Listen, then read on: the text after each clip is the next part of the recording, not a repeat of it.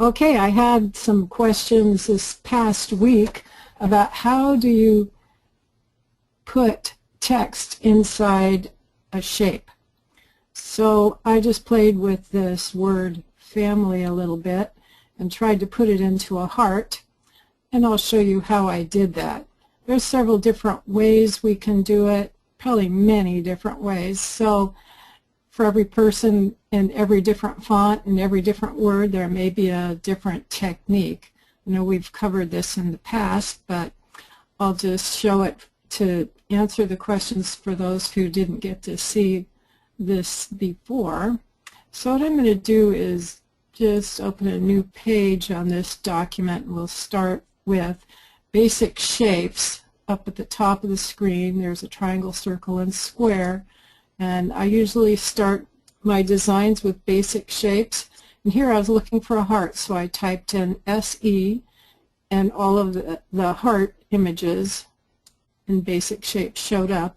I'd like to use the heart 4, the generic heart, just because it has more room inside to fit text. And you could size it any size that you want by dragging the straight arrows here. And then I'll just close this because that's really the only shape I need to use. I will be needing an extra one later, so I'm going to hold Control and Shift and drag off a copy for later use. And I think I'll change this to the green screen so we can have transparent shapes and you can see what I'm doing. So the next thing I want to do is find a font. I like to use a fat font, and I chose Cooper Black. That'll work. Any nice fat font will work. And I'm going to click on the T icon to add the word family, and I'll use capital letters because that will keep them, their baselines all the same. And I have split by glyphs selected here so that each letter will come in as a separate group. So I'm going to click accept and then bring it over here, kind of see. I could center the whole thing by typing S to stack, but now you see the letters are all stacked, so I don't really want to do that. I'm going to undo using Control Z.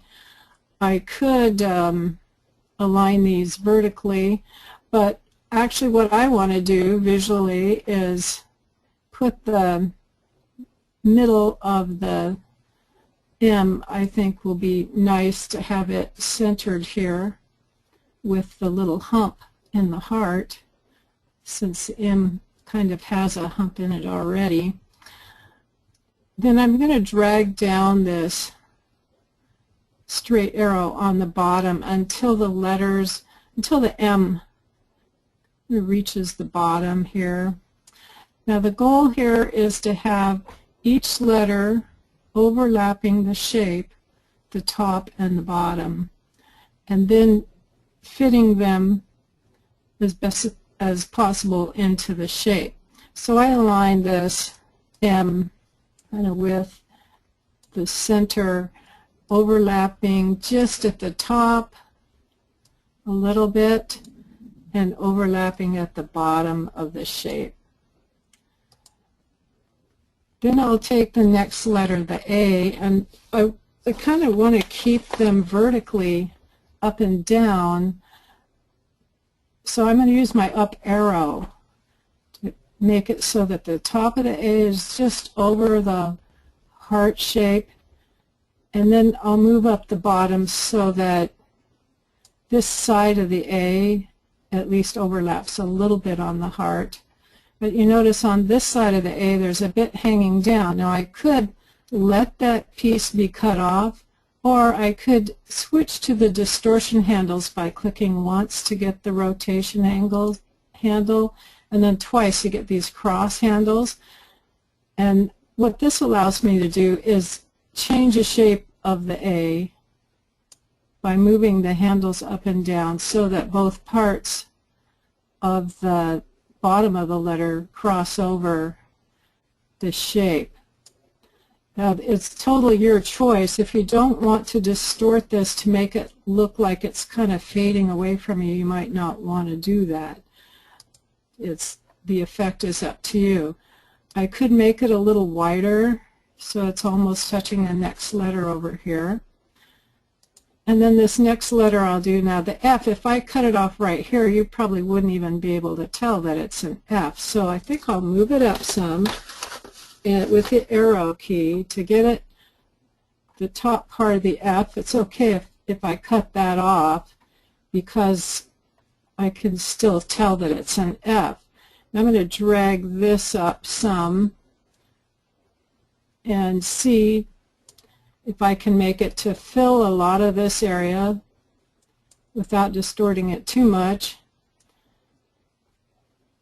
and at the same time still keeping the definition of the letter. I want to know that when I look at it, it says F. Now I could again leave it that way and let this part be cut off, or as I did on the A, I can distort this a little by using the distortion handle. I want to try to keep this line vertical because it will look better to me anyway. So I have the F. I might be able to make it a little bit fatter. And AM, I could make this M a little bit fatter. Now I'm going to go over to the I. You notice that it's not crossing over the top, so I'll select it and again use my arrow key to move it straight up so it keeps its position until the top overlaps slightly with the top of the heart, and then I'm going to move this up. And that looks pretty good. I'll do the same with the L. I'm going to use my up arrow to get at the top above the heart. Now if I cut it off here, again, I won't be able to tell if it's an L or an I, so I really need part of this to be showing above the heart, but I want this corner to be crossing the heart to give it the heart definition. So again, I will click on this and use my distortion handle to raise this piece of the L up so that it's still overlapping the bottom of the heart slightly and as straight as I can make the side. Now we'll work on the Y. Just move it up just a little, but I'm going to need to distort this quite a bit. I can shorten it,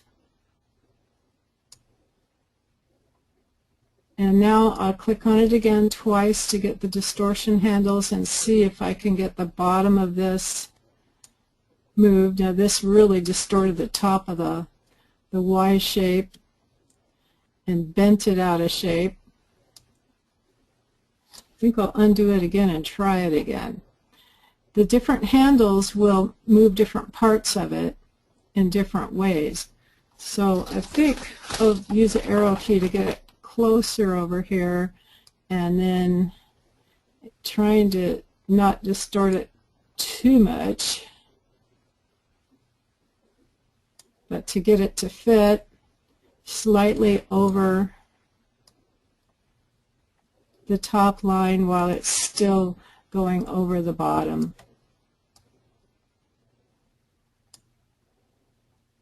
And you can play with all the different angles here as much as you like to try to get the effect that you want. And when you have all of the letters overlapping slightly, we want to join them all together.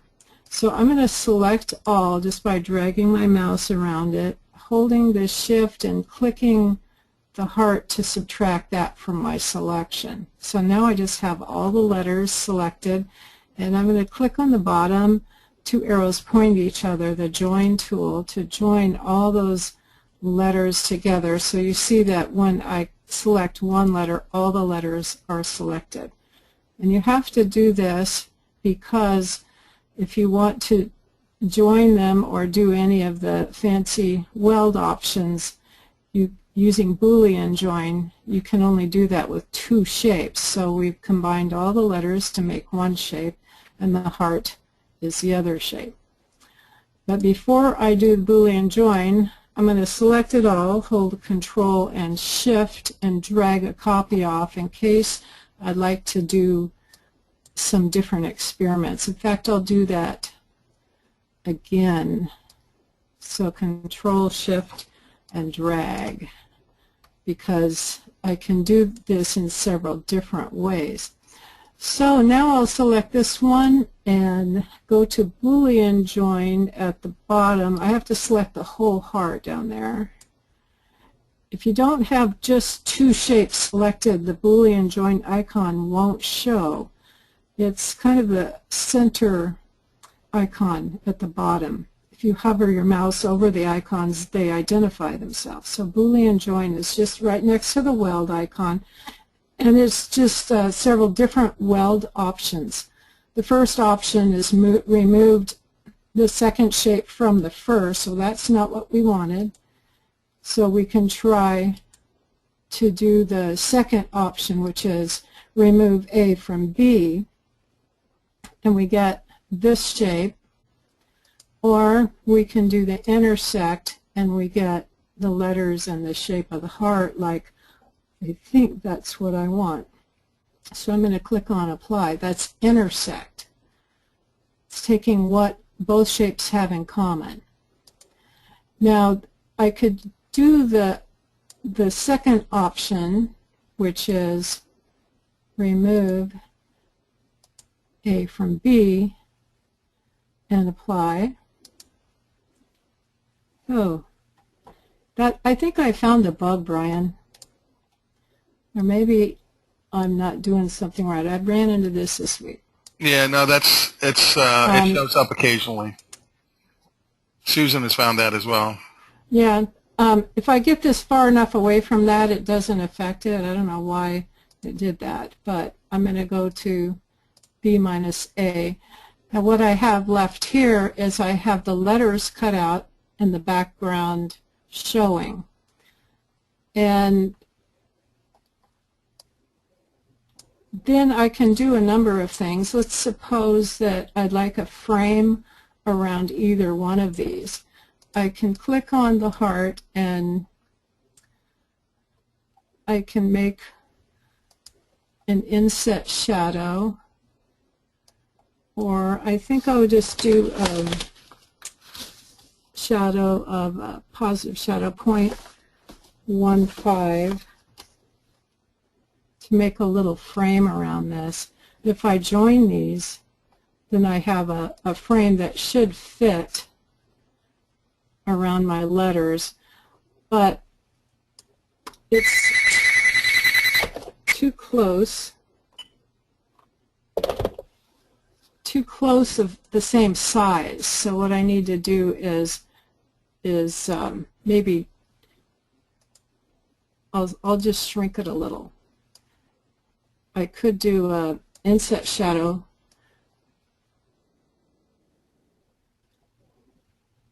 Then I get an odd shape.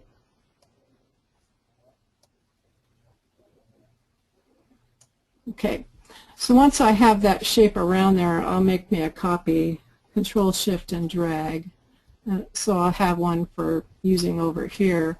So let's see what happens when I weld these. I actually want to make it so it's overlapping using my arrow key. And I could stack it. To stack it, you select both and type S. But you see that it doesn't quite work the way you think it's going to work when you have different shapes. So now that I have it combined or layered, I'm just going to click on Weld. So now I have a frame around the letters. Now I could do the same thing with this one and make a frame. It's not real obvious what this looks like. It's kind of one of those optical illusions, but when you put a frame around it, it gives you more of a perspective. And we can weld it just the same. using the weld at the bottom. The only problem with this one, well, I didn't quite get it overlapped right. Control Z, bring it down a little. The problem with this version of it welded is that the inside of the A would fall out, but this would work as a stencil of sorts. If I click on the eraser tool and use the inverse eraser, hold the control key down and drag on the letters that have inside shapes, so then it becomes a stencil. Then, you know, if I have a little place like this that has a line that's not quite aligned right, I can get rid of that by just kind of using the inverse eraser on that. Or we can just leave it plain, and I'll show you this one again. I'll leave this one plain, and I'll do the intersection with the Boolean join and intersect here so that it's just plain with no frame. Now if I get that heart, did I save my heart? I didn't save my heart. So what I would do is grab another copy, Control Shift and drag, and just do a blackout and go to my contrast screen and maybe add some colors. Well, I can make them all red, but I think I'll just send this one to the top and make it a bright color, maybe yellow. Move it to the bottom so that you can see the stencil, when combined with another solid shape, would allow you to do a two-tone or two different colors with this showing through. If you put the heart over here, you can see that the light is in the background with the foreground lettering, or it could just work simply to provide a little bigger background for the cutout words. So do you have any questions?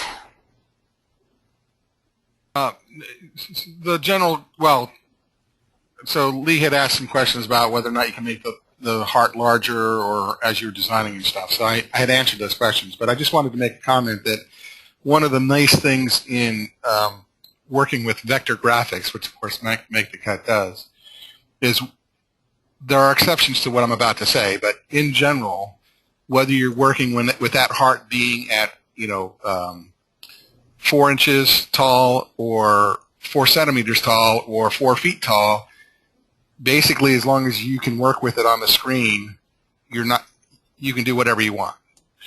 The exceptions to that is if you're working with things very small, you're going to start getting into rounding errors as you try to do things. So it's easier to make it whatever size you're comfortable with in working with it. So you can make, in this case, you can make the heart bigger, the letter smaller, skinnier, or whatever it is that you're having issues with, or move them around. The thing is, it's experiment. The overall size doesn't really matter while you're designing it when you're free-forming like this, because you can always scale it to whatever size you want your end project to be. And that's one of the nice things about scalable graphics, SVG files, and vector graphics in general. So, and then Janet asked, can you please repeat how you got the heart outline / border around the word? Okay. I could take the original heart design. Remember, I made the outside a little bigger. What I did initially to do this was take an inset and an outset to get, I'll copy this, Control Shift and drag, and I'll just black this out. Now this heart is the large size, and I need a smaller size for the inside. So to do an inset, I go to the shadow button, which is the fourth icon from the right, and I'm going to use a minus to get an inset. Now you can use a plus number to get a larger outset, and you could use mitered to give you the corner, or you could use rounded, but you'll notice here that we end up with a rounded frame. or we could do beveled. And beveled still looks kind of round, so I was using mitered to kind of get an inset that would have a point here, and then accept. I wanted the inside to be smaller. So then you can just join using the join icon, and that makes the frame. If the frame, I think is a workable size, but I almost need that inset to be a little bigger so that it overlaps the letters. So to do that, I just undo, and instead of using a minus 1.5, I'll click on shadow again. I'll use maybe a 0.25, minus 0.25. And a minus number will do an inset, and so I accept on that, and then I can join it, and it gives me a little thicker frame to work with. And then the frame I just laid right over the top of the letters and welded. So that gives me a shape that gives me a more solid representation of the heart, because without the frame it would look like this. I can tell it's a heart, but by putting it on a heart background or making a frame, I get a better heart there.